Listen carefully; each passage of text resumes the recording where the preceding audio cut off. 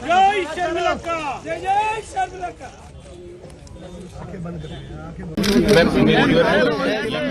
తెలంగాణలోనే పనిచేస్తారు.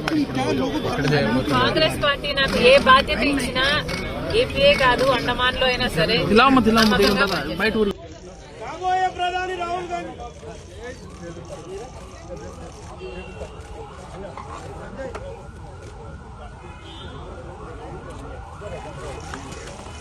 जय शर्मिलक्का, जय जय शर्मिलक्का।